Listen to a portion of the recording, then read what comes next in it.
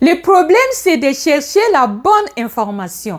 Je pense que le manque d'information sur la gestion des finances, le manque de leadership, de développement dans nos communautés et le manque d'ouverture d'esprit quand on arrive ici font qu'on les paye très cher dans l'avenir.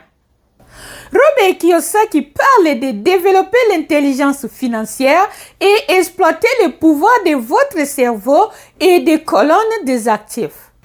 Je me souviens quand j'ai commencé à apprendre sur les finances personnelles, c'était comme une ampoule qui s'est allumée dans ma tête. Bonjour et bienvenue dans Mon éducation financière, votre chaîne de conseils sur l'investissement et la gestion des finances. Aujourd'hui, je vais vous partager 5 astuces financières que j'aurais aimé connaître tôt et peut-être que ça va vous aider à éviter certaines des erreurs financières que j'ai commises dans le passé. Avant de commencer, je vous demande donc de vous abonner et d'appuyer la cloche de notification pour ne rien rater de nos conseils sur l'investissement et la gestion des finances. Merci d'avance pour votre abonnement. Est-ce que vous savez que prendre le contrôle de vos finances peut transformer votre avenir? Des fois, ça demande seulement de petits changements à vos habitudes financières afin de vous préparer pour un succès à long terme et éviter le stress financier. Malheureusement, pour la plupart des gens, ce n'est pas le cas, y compris moi-même, avec les erreurs commises dans le passé.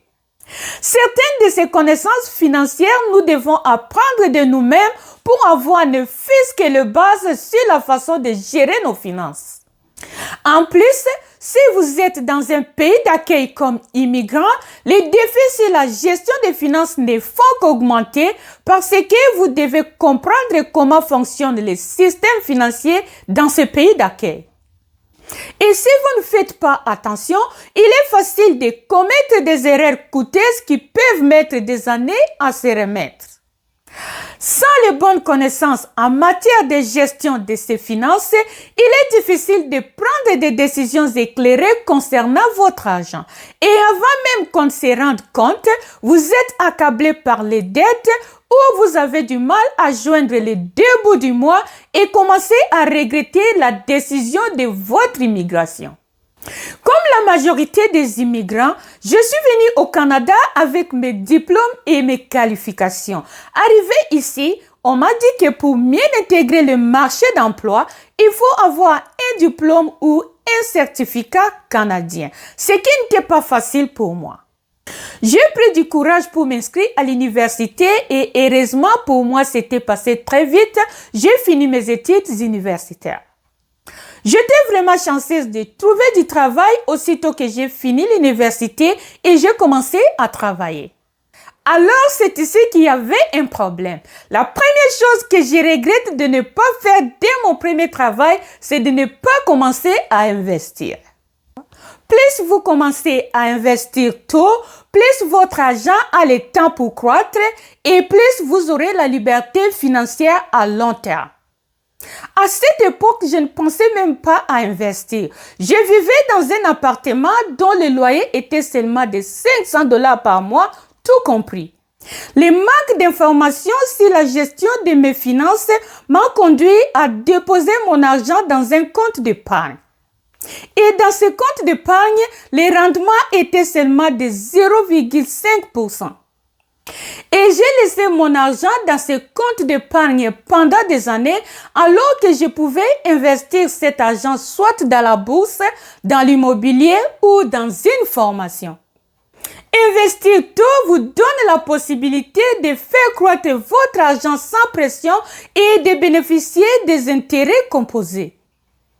Quand on a la bonne information et que l'on sait où investir son argent, ça devient plus facile de se lancer avec confiance et certitude. Donc, je dirais qu'il ne faut jamais hésiter d'aller chercher la bonne information, soit par des ateliers ou en lisant des livres sur les investissements, sur l'immobilier et sur les affaires. Participez à des conférences sur des thèmes qui vous intéressent et surtout, sortez de votre zone de confort. Faites ces recherches selon vos aspirations et selon ce que vous voulez devenir dans le futur. Cherchez à trouver la bonne information, posez des questions aux gens qui ont réussi au lieu de les critiquer. Il y a beaucoup de gens qui sont ouverts à vous aider, à vous montrer comment ils ont fait pour devenir riches. Parfois, tu dois payer pour avoir ces informations, mais c'est un investissement et ça vaut la peine. Imagine, il y a 15 ans, si j'avais investi ne fût-ce que $1000 par mois dans un compte indexé comme les S&P 500 et avec un rendement moyen annuel de 8% en profitant des intérêts composés. Aujourd'hui, 15 ans plus tard, j'aurais au moins fait $342 000 dans cet investissement. L'erreur que j'avais commise était de laisser mon argent dans un compte d'épargne. Robert Kiyosaki définit l'investissement comme la science de l'argent générant l'argent. L'investissement consiste à envoyer ton argent travailler pour toi. Il faut donc acheter des biens qui mettent de l'argent dans ta poche. On appelle ça des actifs. Donc, dans la majorité des cas, c'est bien de le faire le plus tôt possible pour profiter du prix, du temps, des intérêts composés et de l'appréciation dans l'avenir. Et en plus, si tu le fais tôt, tu auras moins de pression parce que tu as tout le temps devant toi. Dans mon cas, même si j'avais déposé mon argent dans un compte d'épargne, j'ai quand même eu à acheter ma première maison au Canada. Mais là encore, je pouvais faire mieux. Je pouvais acheter un duplex ou un triplex et j'allais choisir d'habiter dans une porte et faire louer l'autre. Et ainsi profiter des 5% des dépôts initiaux pour ma première résidence au Canada. Cela veut dire quoi? Cela veut dire que si tu achètes ta première résidence au Canada, ça pourrait être une maison unifamiliale, un duplex ou un triplex, ton dépôt initial serait seulement de 5%. Et à l'époque, les maisons étaient moins chères qu'aujourd'hui. Voilà encore ce que le manque d'informations peut te coûter. Dans mon cas, par manque d'informations, j'ai donc choisi d'acheter une maison unifamiliale pour le seul but de me donner une résidence. Même si je regrette ces choix aujourd'hui, je vous assure que ce n'est pas encore trop tard. Le problème, c'est de chercher la bonne information. Je pense que le manque d'information sur la gestion des finances, le manque de leadership, de développement dans nos communautés et le manque d'ouverture d'esprit quand on arrive ici font qu'on les paye très cher dans l'avenir. On est ici nombreux à vivre dans la précarité comme si on ne travaillait pas. Il faut vraiment que les choses changent. Il faut que l'information circule et que les gens soient ouverts à la recherche de la bonne information. On peut toujours investir même avec $50 par mois, ça fera une grande différence pour ton avenir. Commencez tôt est le secret. Le temps est l'un de vos actifs les plus importants. Il y a 15 ans, j'étais dans cette ignorance. Ma vie était comme ce que décrit Robert Kiyosaki dans son livre « Père riche, Père pauvre ». C'était un cercle vicieux qui se décrivait comme suite. Aller au travail, retourner à la maison, regarder la télé, aller au travail, retourner à la maison, regarder la télé, ainsi de suite. Je me disais que j'avais mon travail et ça me suffit. La deuxième astuce que j'aurais aimé savoir plus tôt, c'est d'investir dans l'éducation financière. Quand nous arrivons dans nos pays d'accueil, la première chose qui vient dans notre esprit est la recherche du travail, ce qui est tout à fait normal. Mais une fois que nous avons ce travail et nous commençons à avoir des salaires, il faut connaître comment les finances fonctionnent, surtout dans les pays d'accueil, et savoir les gérer. Il faut connaître le fonctionnement du système financier de ton pays d'accueil pour mieux gérer ton argent. C'est ici que l'éducation financière joue un rôle capital. Et souvent, ce sont des choses que nous n'avons pas apprises à l'école. À mon avis, tout le monde doit avoir ne fût-ce que les notions de base sur l'investissement, le budget, la retraite, les taxes et voire même l'immobilier. S'éduquer financièrement vous épargnera de beaucoup d'années de galères et vous donnera la confiance pour gérer vos finances. Plus vous êtes informé, plus vous serez capable de prendre des décisions éclairées et d'éviter des erreurs coûteuses. Ça ne sert à rien de travailler pour l'argent et de le laisser volatiliser en quelques semaines. Donc, lisez les livres sur les finances, participez à des ateliers, à des séminaires ou à des conférences pour apprendre sur les finances. Abonnez-vous à cette chaîne YouTube pour apprendre gratuitement sur l'investissement et sur la gestion des finances. Une amie m'a raconté qu'on l'avait invitée à un atelier sur la retraite. Elle a hésité de partir parce qu'elle pensait qu'elle connaissait tout. Mais quand elle est arrivée là-bas, elle m'a juré que jamais elle va manquer à un atelier quelconque sur les finances ou à une conférence qu'on l'invitait. J'ai immédiatement compris ce qu'elle voulait me dire. Combien de gens pensent qu'ils connaissent tout et ils n'ont rien à apprendre de ce qu'ils connaissent déjà? Même si tu n'apprends rien, en participant à des ateliers, tu peux rencontrer des opportunités d'affaires et faire des connaissances. Donc, il faut changer les mentalités.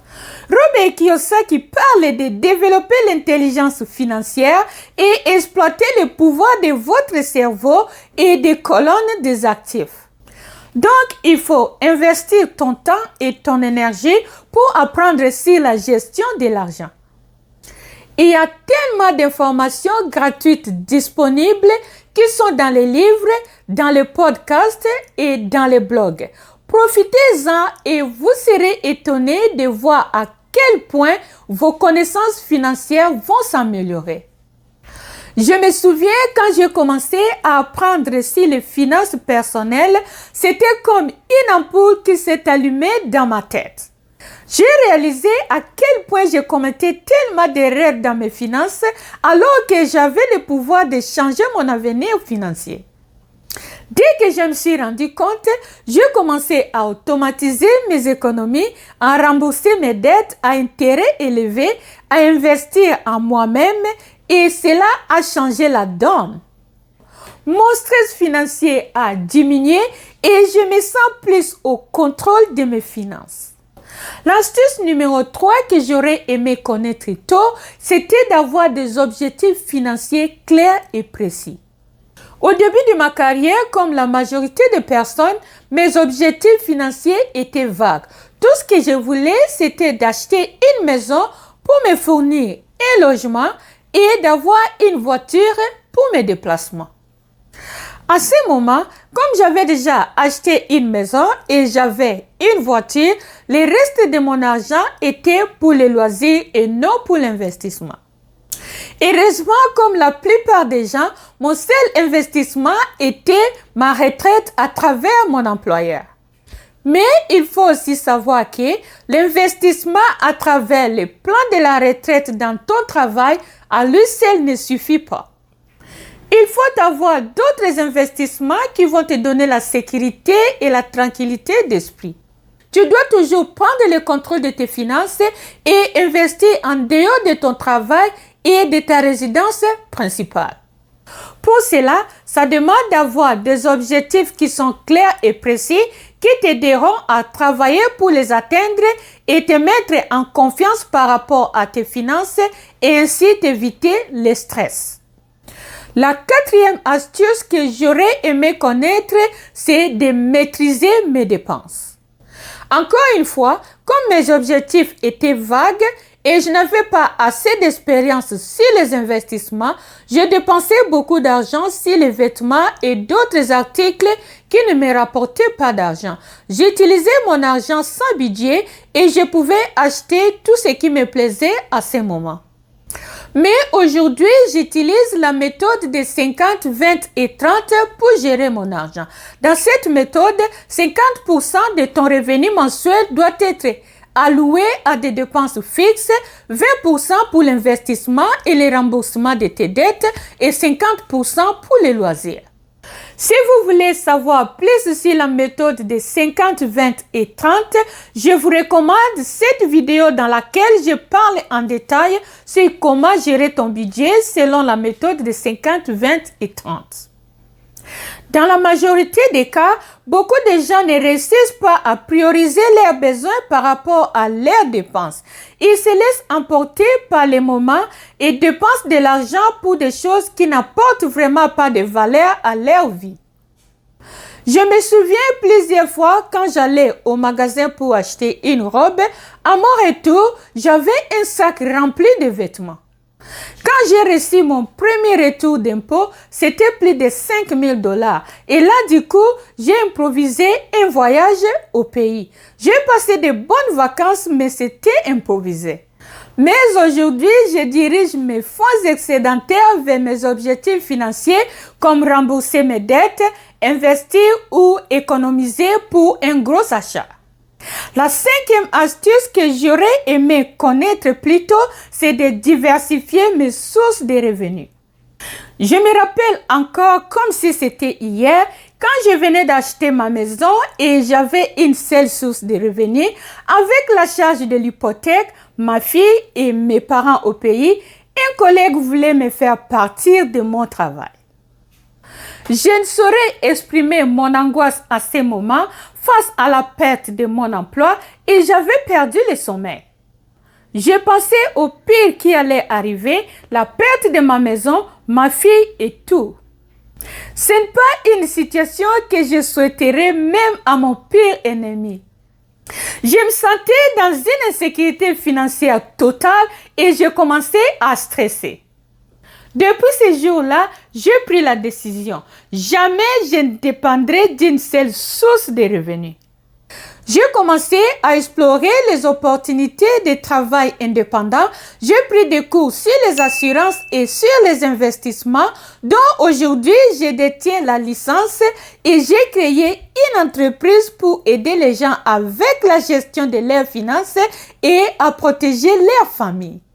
Nous aidons aussi pour les investissements les autres types d'assurances comme le Super Visa, l'assurance médicale et autres. J'investis aussi dans l'immobilier et dans la bourse pour ne citer que cela. Avoir plusieurs sources de revenus peut vous offrir plus de stabilité financière et vous aider à atteindre vos objectifs plus rapidement.